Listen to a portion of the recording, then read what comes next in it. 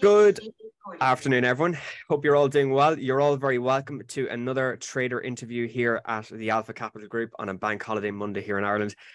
Ben, good afternoon. Ben from Boston. Very, very welcome across the water to us today for this interview. Obviously, great having you on board. Good afternoon, sir. How are you doing? I'm good, Jerry. Thanks, man. Thanks for the warm introduction there. I'm good. It's 11 a.m. over here in Boston. It's not even afternoon for me yet. I know it's towards the end of your day, and I appreciate you taking the time on a holiday to talk to me. So thanks, man. No worries at all. My pleasure. It's always good to have these conversations, the chats, and everything about trading. I suppose without really further ado, do you want to maybe talk about a bit about your background, your experience, your history, just for the audience watching along at home? Yeah, absolutely. So I am a former engineer. I got my bachelor's of science in 2019. WPI for anybody that knows in the US. I know that means nothing to you, Jerry, but engineering school in greater Boston area. And then I got my master's in biomedical engineering in 2020. I picked up trading in 2019 when I was transitioning from undergrad to grad school. So I actually was in before the 2020 craze and stuff. And that was pretty fun to go through and also nerve-wracking to go through as a new trader for sure, COVID and everything, all that. But to be honest, I think that's probably what springboarded where I'm at now, being a funded trader with multiple firms. ACG has been the most recent and honestly my favorite. That's why I'm here talking with you today. It has been my best experience with other prop firms. I won't lie, I've been transparent about that. But I do trade full-time these days. I was an engineer for about 18 months coming out of school. Was fortunate enough to be a part-time trader and instructor with a company called HighStrike that actually another WPI grad alumni started himself as CEO and owner. He was trading full-time and kind of brought me in as one of his top students because we did just start out as an education-only company. So I was doing that part-time while being a full-time engineer. HighStrike actually grew to the point that our CEO, Ben Chaffe is his name, was like, hey, I want you to come full-time with me. Let's grow this full-time. And now 3 years later now in 2023, I'm actually the head trader over at HighStrike. And I've been funded with multiple prop firms. And this is what I do full time now is trade and teach others how to trade, as well as we run our own, trading group and trading room. I'm a admin over there and stuff. I'm not here to plug that though. I was here to answer your questions, but that's what I do full time now. I'm a full-time trader, no longer an engineer. Brilliant. And if I could ask, obviously I know engineering, it's very, well, obviously depending on which engineering you do, because you've got civil, you've got construction side, you've got mechanical, electrical, even renewable energy as well across the water here in the UK is quite prominent. What made you migrate from the engineering side into the trading side? Like, because it's obviously quite a significant shift in dynamic and career wise, do you know? Yep. So obviously just like confidence in math and numbers and stuff, like naturally finance interests me, but I always looked at it as a hobby. It was our CEO, Ben Chaffe. He was a chemical engineer, so I was mechanical biomed. So we weren't really overlapping in our careers, but I knew him pretty well from school. So seeing him find so much success with it, I kind of was like, that's pretty cool. I should check it out. And then from there, obviously, just giving it the time, a lot of struggles, learning a lot over the years and everything. But I originally approached it actually just as a hobby. It turned out to be something I was really, really good at after putting in years of work. But originally it was meant to just be a hobby, as something that I was like, hey, I want to create some disposable income, because when I do get out of school, I will have, 2 engineering degrees. I know I'll be in a decent spot. What could I be doing with this disposable income? So it was originally just supposed to be a hobby. I never intended it to become my full-time career, but that's what it's turned into. And I suppose the passion for it as well obviously grew, and then your experience grew, and you're saying, well, look, why don't I go with this full time? I guess it's the migrate. But I suppose it's like anything. If you love what you do, it's very easy to find your feet with it. And that's something I'd probably look at as well, for sure. Absolutely. And I suppose then looking at your strategy, what do you want to maybe talk us through a bit about the strategy, the background of how you look at the markets? Do you use order flow? Do you use volume profiles? How would you, I suppose, clarify or define what your strategy incorporates within the markets? I'm very typically 1 hour, whether you go support, resistance, supply, demand, obviously depends on what kind of zone we're in. Typically 4 hours where I start most of my analysis. But how I describe my strategy to most people is trade support resistance on the hourly chart with 5-minute entries. That's typically what I'm going with. I don't really use much order flow. There are a lot of people in our group that do use it. So I tune into it just out of curiosity, like, oh, put order flow, is it very high on Tesla? Is it low? Okay, that might have me consider a little bit more if I'm looking long or short today. But I'm typically looking for entries on the hourly chart, actually taking my entries on the 1 and 5 minute. But honestly, people are like, really? Like, you're able to do that consistently? Looking very basic price action and entries on the 5 minute, like your typical buyer's wicks, seller's wicks, reaction off that support resistance zone I'm looking for. It typically all comes from the hourly chart for me, though. That's what I find most success in. So with the 1 and the 5s, then I guess then you would be very much kind of short term in out. You wouldn't be holding trades that long, would you? Or would you kind of depend on the price action and let it develop and see kind of how long you can run it? So nice thing you guys give me my average trade time. My average trade time is around 63 minutes. So might be a little bit longer than most people expect. Yeah. And I think it's because I do weigh so heavily into the hourly chart. Like, that's where I look for all of my entries and exits. I just actually take the entry and exit looking for, best possible entry on the 1 and 5. I don't necessarily trade on the 1 and 5 as consistently as maybe you're thinking right now. That's where I look for my entries, though, because like I said, I am an admin for a group that does have a lot of day traders. So I'm typically looking to get them the best entry, relay that to them, is what I'm typically looking for. But I really like staying on the hourly charts. My average trade is just over 1 hour.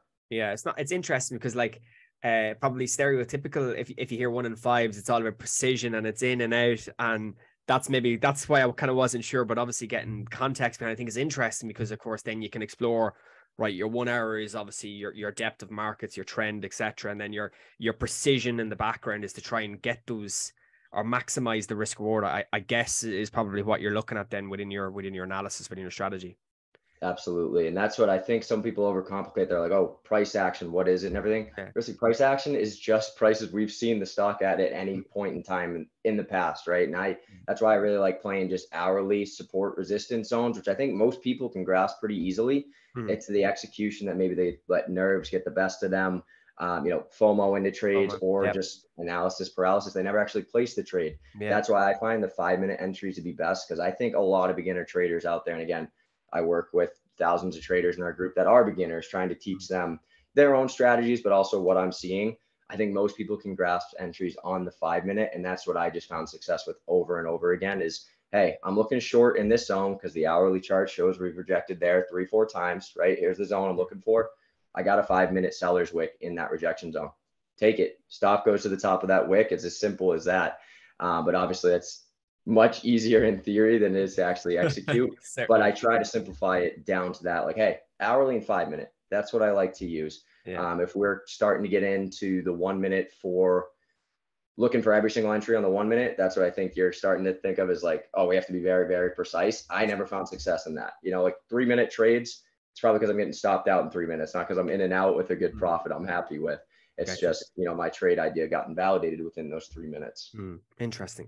And I suppose then as well, within your strategy, would you bring in any additional tools like your fundamentals? Would you incorporate volume profiles, anything like that to kind of assist, or you just keep it simple and try and avoid the fundamentals, try and avoid those volatile news events?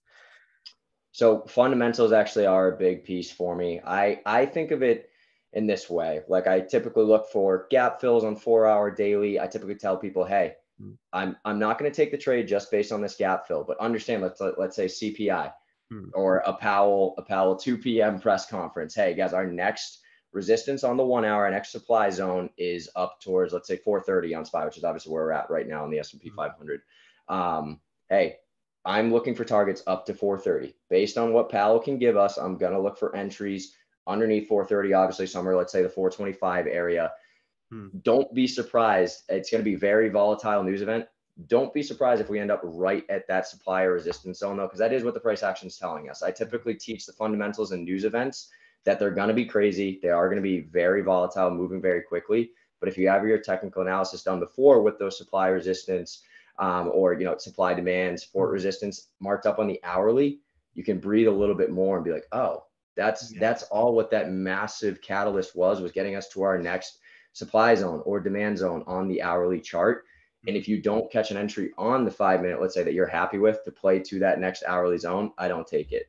So I do, of course, like consider what's going on at the fundamentals, but it is, again, it's all based on the hourly chart, whether it be support, resistance, or supply demand zones that I've predetermined for the week. Yeah. And I guess it goes back to the old kind of saying as well, that you're kind of looking at everything together collectively, rather than all of these individual elements and trying to kind of mishmash, which I think is quite interesting. And I suppose then as well, I suppose, but in your strategy, are you solely market execution, or would you look at like limit orders, stop orders? How do you kind of approach the entry style on that? Typically just market for me, just Okay. market. If it is going to be a limit order, it's more long-term or like swinging shares, then I'm Okay. okay with limits, but that is more of like weeks at a time trades, which I don't do very frequently unless it is just buying equity shares, which is obviously much more low risk and kind of less stress than a typical trade on margin, or whether it be options contracts. The only time I really use limits like that, and I do use OCO brackets, which I do recommend most of our beginners come in with, is using OCO brackets with shares, because I think that's the best way to teach a beginner. Hey, this is how we set our take profit. This is how we set our stop loss. Go ahead, use the limit order to get used to OCOs, because then we do actually have the plan right in front of us. There's my take profit. There's my stop loss. And then TOS anyways does make you use a limit order to enter those positions. Yeah, I suppose it's all about, particularly as a newcomer, which you would have a lot of, I'm sure, it's all about really building that confidence, building that reassurance early on to really get comfortable with it, understand the asset, I suppose, you're trading. Because an awful lot of people try and trade 10, 15 assets, and then trying to understand different moving parts of each of those individual assets can be quite difficult as well. I'm sure you probably only focus on a select few, or you're probably encouraging people to only focus on a select few as they begin trading, I'm sure, as well with that. Absolutely. So obviously with Alpha, I am an index only trader. I don't dip into Forex or anything. Most people are surprised that when they hear I'm a funded trader, they're like, oh, you must trade a lot of Forex. Nope. Forex is completely like hieroglyphics to me, to be honest. Like the analysis and stuff, a lot of people say it is the same, and I am able to give some good insight to a lot of our traders that trade Forex. For me, execution wise on Forex, I really struggle. So I stay index only. Being a US based trader, I learned on equities first. So I eventually kind of, as the account grew and everything, I was like, oh, I should be trading these indexes. I have the account size for it now. I just found the transition from equities to indexes a lot easier than equities to Forex. So I kind of stay away from Forex personally. And even to your point, like focusing on a few, I mean, it is usually US 30 and NASDAQ for me. I use the S&P 500 for a lot of my analysis, but I typically find I like the setup better on one of those two. But then within our group, I am very heavy tech trader. Like I trade Apple a ton, Nvidia a ton, AMD a lot.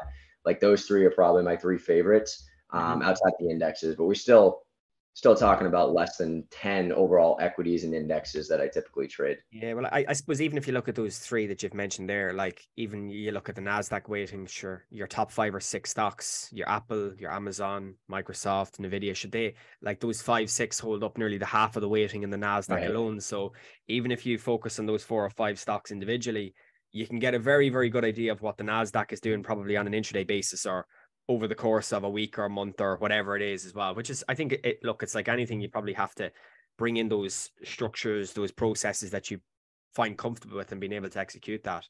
And then obviously, as you said earlier on as well, being comfortable with the risk as well, because obviously with tech it can be a little bit more risk orientated than the likes of the S&P, because obviously tech stocks tend to be a little bit more volatile. I'm sure you've seen that yourself.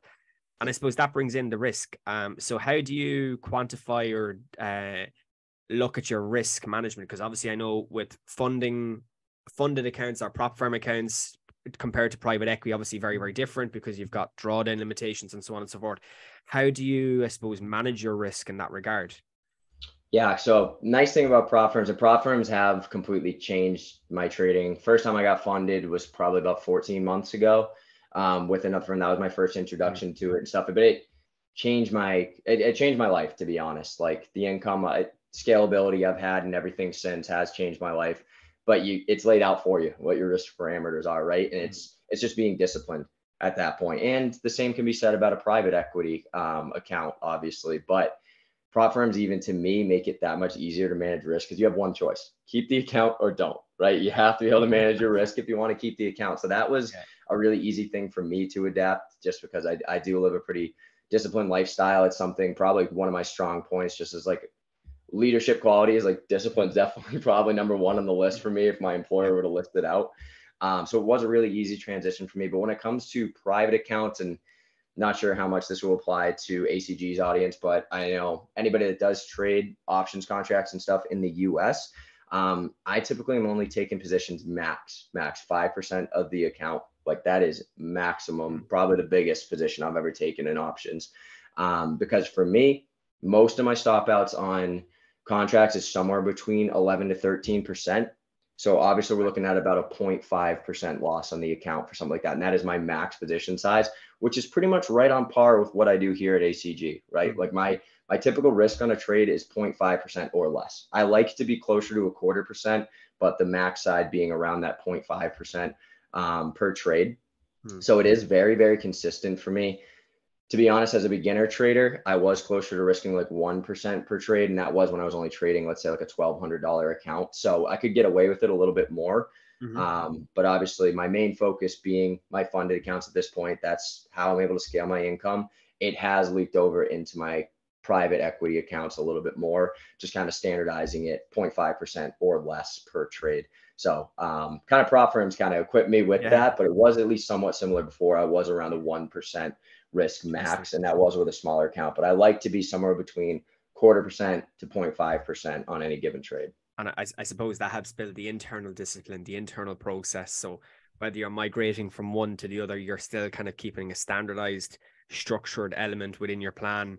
It doesn't matter what, let's say what one you're doing, but it's symbolic across the board, which is obviously important. And you mentioned there, like 0.25 to 0.5% per trade. Now, would you take multiple trades on a piece of analysis? Like, would you do scale-ins? Would you like apply maybe 2 or 3 position split, or would you just go with a one and done kind of style approach, Ben? I am definitely more one and done. That's where I think like my longer trades, or my average trade, I should say, being closer to an hour, is because I am a one and done. Like, hey, let's let the plan play out. Let's go for it. The only time I add to positions, and this was a very easy transition for me at ACG, the Martingale stuff. I only add to winners. That was already something I already did before I came to ACG. So that was very easy transition for me. The only time I add to positions, and I walk this through a lot of the people that I've helped get funded in our group and stuff. I'm like, ads are to me either a break even, right? Like pretty much the stock gets a break even right away, or it's a really nice reward for myself for recognizing, hey, that's a higher low if I'm in a long trade. If I'm in a short trade, hey, that's a lower high. I can look to take advantage here. I do get stops to break even like almost immediately on my ads, because I do pretty much think of them that way. Like, hey, this is a break even stop out, or it's a really nice reward for myself. But I had that standard coming into ACG that I only added to winners, because I am a one and done style trader in general. But it was fantastic for me. You know, I never got flagged for that or anything, because it was already something I had in my trading style, that it was like, I think of ads to positions as if I'm going to bring more risk into this, it's going to be reward only. That's where that obviously stop at break even point comes from. And I already have that profit underneath protecting me from drawdown. So it was something I had in my personal trading, even with options before. But obviously when I came over to prop firms, it was great, because that's obviously when all of a sudden a 0.7% gain on the account can turn into a 3% gain on the account on the day, because of that ad. And that whole time I'm protecting myself from the daily drawdown, because I have that original position in profit. I think that's probably a common misconception, a simple thing that a lot of the guys who are failing kind of they're adding or they're double down, but they're doubling down on the wrong side. So instead of doubling down when they're in profits and it's going with you, they're doubling down on the opposite side, which is only really quintupling or aggregating the risk on the downside, which means then they're more likely to fall into that trap whereby they hit the 5 or 10%, which that you're kind of referring to. And I suppose then the emotional side then is obviously really, really important as well. And obviously being able to handle that. How do you handle your emotions? Like, do you do journaling, for example, to kind of manage your emotions? Is there any other kind of like internal kind of processes that you undertake within your plan to kind of keep yourself disciplined and on that straight and narrow path, so to speak? I did a lot when I was a newer trader. Like, I strongly encourage journaling. I really do. To be honest, with running our own trading room and stuff, I review every single trade I take with our members. So I pretty much like verbally explain it to them, write it out and everything. So it's not quite journaling the way it used to be my first 2 years, but it is a form. Like, I review every trade. I explain them to it, why I took it, why we got stopped out, what I feel like went well, didn't go well, but it's more just talking to another person at this point than it is journaling. But when I first started out, it was journaling every trade. you know, definitely with the discipline style stuff, I am pretty hard on myself in general. Like I would, you know, make huge notes in my journal and be like, nice That's going, critical. dumbass. Okay. Like when I make a bad trade, you know, like Yeah. make sure to highlight those days when, hey, this can't happen again. Like this needs Yeah. to be eliminated. It's kind of being honest with yourself when those mistakes need to be eliminated. But then obviously the traders that make it are the people that actually make the adjustment. And Hmm. that's true Yeah. for anything, whether you're, you know, building a career in a typical 9 to 5, whether you're an athlete, anything, people that make adjustments are going to be successful. Yeah. You're never going to succeed without making those adjustments. I think anybody can recognize mistakes they've made. It's the people that actually have the discipline to make those adjustments that will go far. And journaling has its place there to help point out those mistakes that need to be Yeah. eliminated. Yeah. And I suppose it goes back to the point as well. If you don't journal or you don't review your work or you don't back test, how do you know if the process you're doing is actually going to be actually anyway successful? So that way then you can quantify your results. You can then review your performance, say, well, this is what I'm doing well, this is what I'm not doing well, and then be able to put measures in place to, I suppose, make yourself more efficient. Because I think that's really the name of the game, constantly evolving, constantly developing, and being able to kind of develop in a way that, right, it's continuous progress. It's not like you hit the top of the mountain and that's you done. You never have to worry about it again, but it's that kind of constant evolving dynamic change, I suppose, with your performance. I think is what really important as well. And I think you're kind of nailing that as well. I suppose that brings in the idea of back testing. So you do a lot with your analysis. But I presume over time you've collated, you've back tested, you're even forward testing as you journal with your members. I presume you see that as a very, very integral thing as well, particularly starting out, I guess. Absolutely. I think too many people strategy hop when they first come in, and like that is part of trading. Like you have to Mm. try different strategies to see which one you click best with.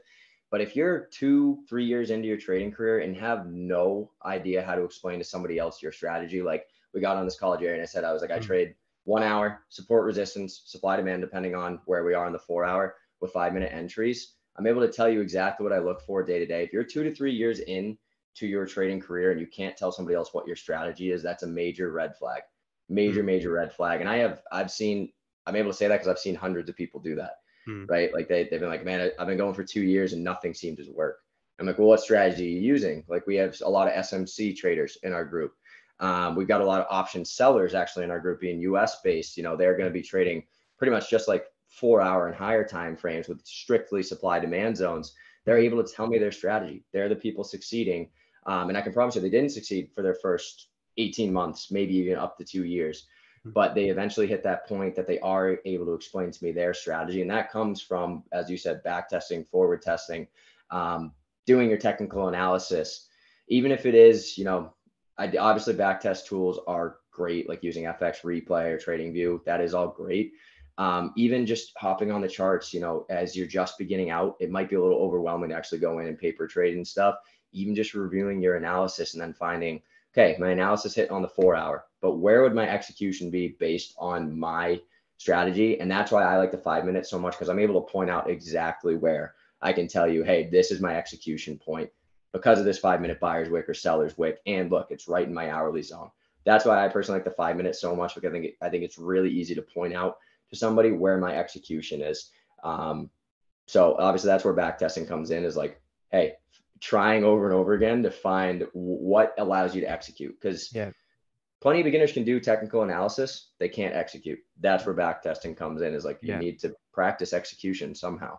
And I suppose familiarity with being able to identify, I suppose, patterns as well. So if you do something 100 times over, 1,000 times over, you can nearly say, well, this is what normally happens under these conditions. And you're nearly kind of not that you're going to be a robot or anything like that, but you nearly become sensitized and say, well, this is what I'm looking for. Then you're waiting for those, I suppose, confirmations, entry confirmations, A, B, and C, or whether it's a wick, whether it's an engulfing candle per se, or something to that effect. And then you can kind of say, well, this is what I'm the follow through that you're kind of expecting. I think that's obviously relevant as well. It's obviously really interesting because everyone obviously has their own approach, but it's all about mastering that approach, making sure it's successful, making sure in the background you've got your risk and you've got your discipline and so on and so forth. And I suppose that really brings me to, I suppose, your journey again. So back to your 4 years or 5 years now, 2019 into 2023, 4 years, shall we say.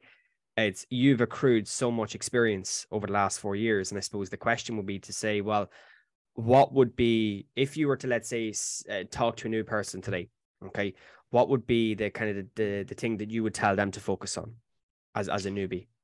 Get off the 1 minute. Get off the 1 minute is typically what people are like, I just can't seem to figure this out. I thought I took a good entry. I just got stopped out again. With options contracts can be tricky because I can be like, hey, did you even look at the options chain chart? Because like you got an awful fill. Like you need to have an idea of where that is. That's not true for all traders, right? Somebody trading Forex and stuff. Most people, like I said, they can do technical analysis, but they get too overwhelmed on the 1 minute on where their execution point should be. So that's why I typically teach to get off the 1 minute. Let's look on the 5 and 15. Can you point out to me a solid entry and tell me why? I find more beginners are able to do that than they are in the 1 minute. So I typically recommend let's get off the 1 minute. There's nothing wrong with trading on the 5 and 15. If you're a day trader, you can still execute well. 1 minute scalpers do their thing. They're great at it. You're not there yet. Like no newbie comes in as an incredible 1 minute or 30-second scalper. I haven't seen it anyways. I'm sure there's some out there. I haven't seen it in my four years experience and teaching others for the last 3 years. Yeah. I haven't seen it. That's typically what I tell people is get off the 1 minute.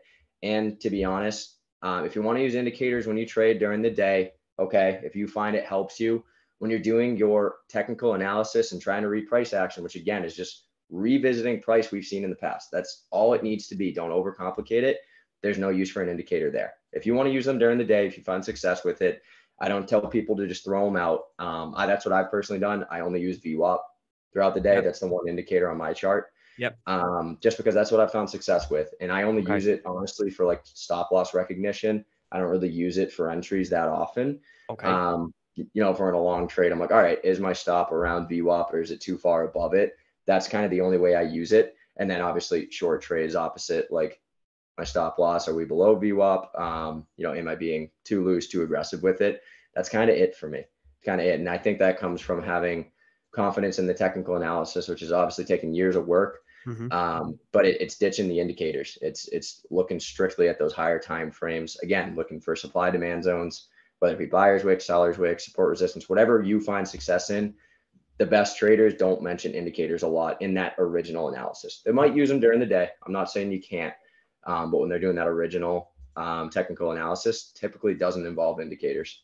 And I suppose an awful lot of indicators can be backward looking. So they're very lagging in that regard. So like you could be looking at your entry, and then if you wait for an indicator specifically and that becomes your bread and butter of your trading plan, you might end up becoming less efficient with your entries because you're waiting. And if you're seeing maybe something on a 5 and you have to maybe wait 2 or 3 5 minutes, you could be waiting 15 or 20 minutes before you're actually getting in when you could have been in far earlier. I suppose it's all about efficiency too. And that's obviously where the risk reward, and you kind of talked about that earlier on, kind of maximizing the risk reward, minimizing the risk, maximizing profits, and kind of building that sustainability, I guess, in the background as well. I'm sure that's integral for you. 100%. Yeah. When I started out, I used MACD all the time. I used, 9 and 21 EMA crossing, which like people, if you go back and back test it, it will work sometimes. You know what I mean? Like you're not going to lose every trade. I found like waiting on the MACD and stuff though. And this was just like by doing it, you have to make these mistakes. But I started, journaling how many trades I was losing on the MACD. And again, made that adjustment, get rid of it. Because I was basing like all my trades on it with the MACD crossover, that buy signal, as people say. If you want to use it as extra confidence or something in a trade throughout the day, great. But that entry should be based on, hey, I've got an hourly demand zone here. I've got a support here on the 5 and 15 minute. That's why I'm taking the entry. Oh, nice. The MACD agrees with me. Yeah, let's stay in this trade a little while. That's the way I recommend people use them. If you're basing your entries completely on indicators, you're going to get frustrated, but you need to make an adjustment, right? Like we talked about earlier, An adjustment has to be made. For sure. I'm loving the conversation because it's really getting the dynamic, because you're even more in the I would have done a bit of options in uni and stuff like that, but the OCO and bringing that background, I think it's hugely interesting, because that's obviously something I wouldn't even looked at as a guy who trades indices, the SPY, and bringing the options side of it, because that obviously has a huge dynamic in the markets as well, kind of building those confidences, building those structures, being as open-minded as possible, incorporating as much information. So the more information you have, the better decisions you're going to make. And I think that's systematic across the board, not just in the technical side, but in the process, in the journaling, in the strategy, in the risk. And it's obviously really, really important across the board. And I suppose that's leading me to the next point that I would ask you. I suppose if you would go back to yourself now from, let's say, 2023 to 2019, what do you think are the qualities that really makes a good trader through your journey over the last 4 years or so? What do you think good traders need to have today in order to be successful? I mean, feel like we said several times in the call already, right? Discipline and adjustability. Typically, there's people that adjust, right? Even from 2021 to now, we've seen like 3 different markets, right? 2021 coming off a 2020 crazy bull run, which 2020 itself we shouldn't even reference because everybody was making money without even meaning to then. 2021, at least some strategies had to come in, was still somewhat easy bull market to trade. 2022, a ton of shorts, right? I made a probably a guess, not even a lot, just like 90% of my profit were short trades in 2022. That again, to me, was not your friend. Yeah, it was not a particularly tough market to trade, especially I believe it was probably like April to August, was just like hold a short for a couple hours and you'll make a bunch of money. End of 2022, like November-ish into, let's say, March of this year, was still a bit confusing, right? Like people didn't really want to believe the bull trend that we started off this year with. Obviously now NASDAQ has just been hold your longs, make your money, repeat.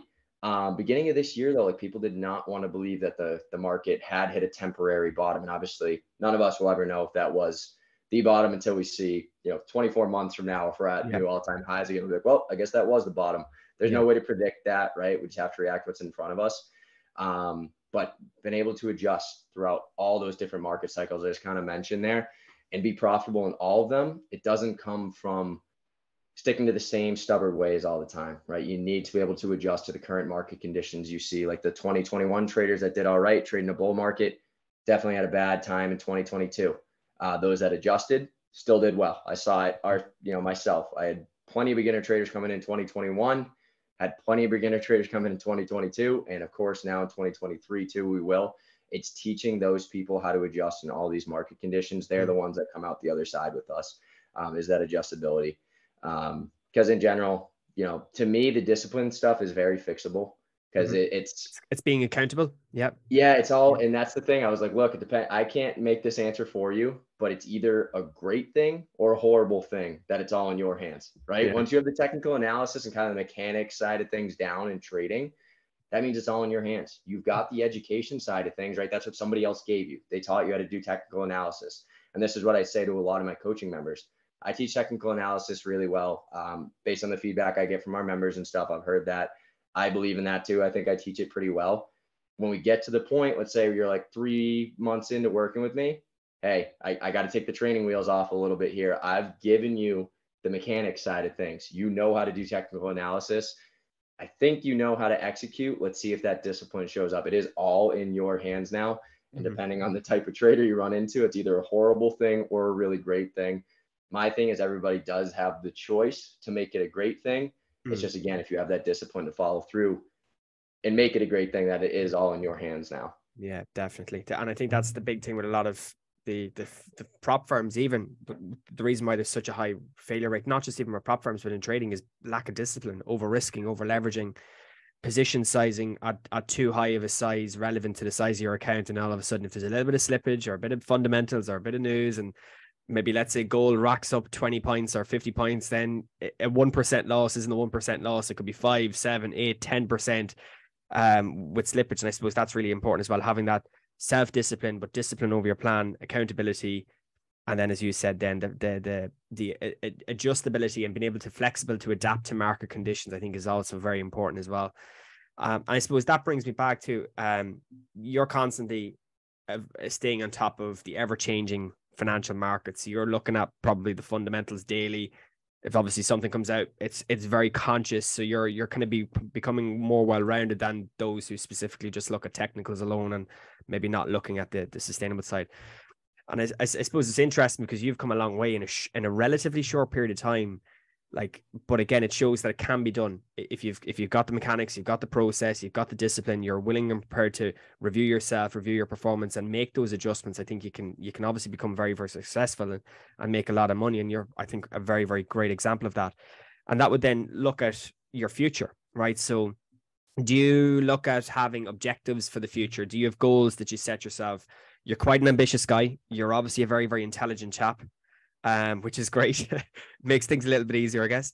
Do you set goals and objectives for yourself, or you just kind of take a day at a time, week at a time, month at a time?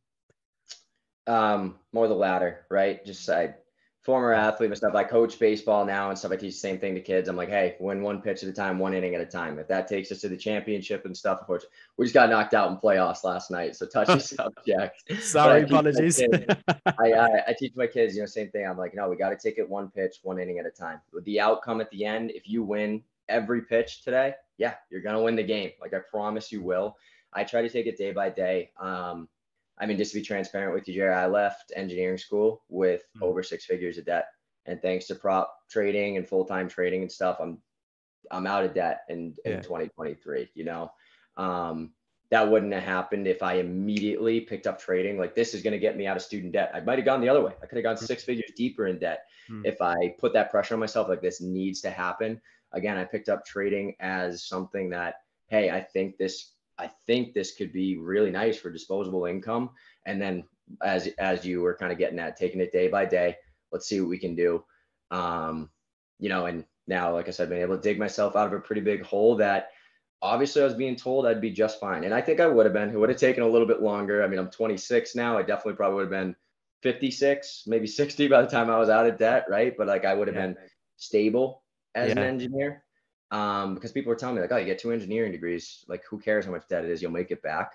That was still terrifying to me to just accept that reality hey, here's 6 figures of debt, It's a very, very dangerous logic to say, oh, you've got 2 qualifications, but you're laundered with a lot of debt. And then psychologically, that can be very, very difficult to try and say, well, I have to make money. I have to have a salary. I have to support myself to live, but also I need to try and get out of this very, very difficult and tricky situation. But I think that's really a lot of the culture in America, because I think university fees across the board in America is very, very high, I believe.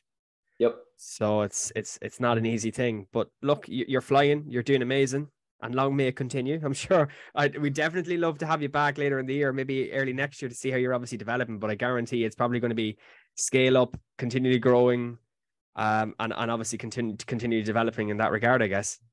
Yeah, I appreciate that a lot, Jerry. Thank you. And that's, even ACG, like I said, my first funded account was like 14 months ago now. ACG, I've got 2 accounts with you guys now. I actually scaled one. I'm looking to scale the second scaling target this week, is actually the second account is now at 220 as well. So like I said, it doesn't come from like, hey, I actually don't even know your guys' scaling limit. I think it's 1 or 2.